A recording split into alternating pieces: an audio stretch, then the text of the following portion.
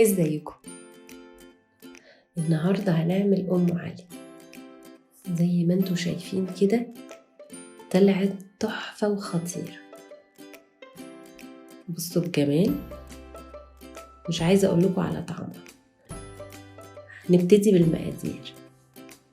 محتاجين ربع كيلو ملفاي، 2 لتر لبن، 2 باكو فانيليا، كوباية عسل، كوباية لوز، كوباية بندق، وعلبة قشطة، ونص كوباية جوز هند. يلا نبتدي. هبتدي بإني هكسر الملفاي قطع، لا صغيرة ولا كبيرة. دلوقتي هفرم البندق واللوز بتوعي، ممكن تحطوهم كاملين بس أنا بحب أفرمهم يبقوا بالحجم ده. كمان هسخن اللبن، بحطه اهو في اللبانة عشان أسخنه، وأول ما يدفى مش محتاجاه يغلي، أنا محتاجاه عشان أعرف أدوب فيه العسل. فهضيف العسل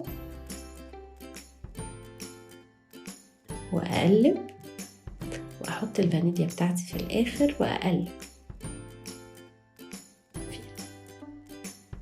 هبتدي بقى أجمع كل حاجة. هحط في الصينية المكسرات،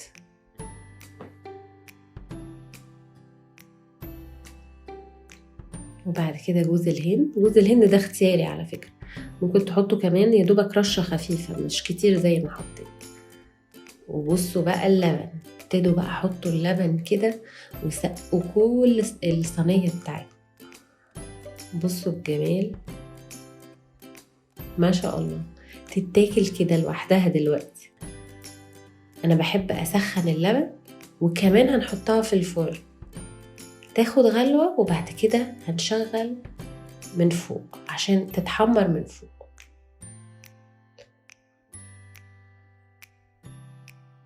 ما تخافوش، غطوها كلها، حطوا اللبن كله، هي هتعلى وهتملى الصينية بتاعتكم.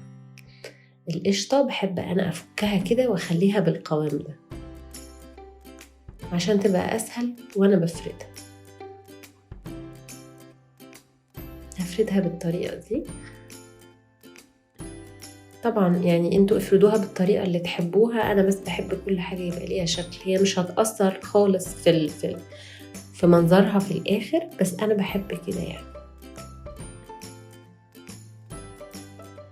بصوا بقى الجمال، حطيتها في الفرن حوالي تلت ساعة. بعد كده حمرتها، واول ما وصلت للوش اللي انا عايزاه طلعتها. وكمان بقى عشان اديها التكة الخطيرة حط رشيت شوية سكر، والسكر ده دلوقتي هسيحه وكرمله بالشعلة اللي معايا. مش عايزة اقولكم بتبقى جميلة جدا فعلا.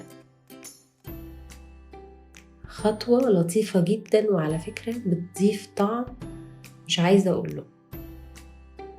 جربوها وقولولي.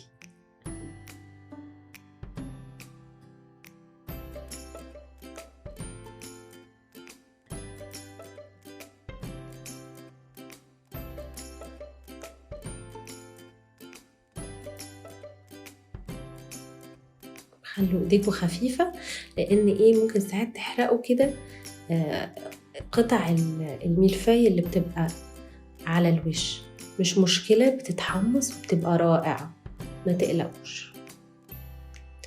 ودي الصينية النهائية، مش عايزة اقول لكم كانت جميلة ازاي. جربوها وقولولي رأيكم. بالهنا والشفا.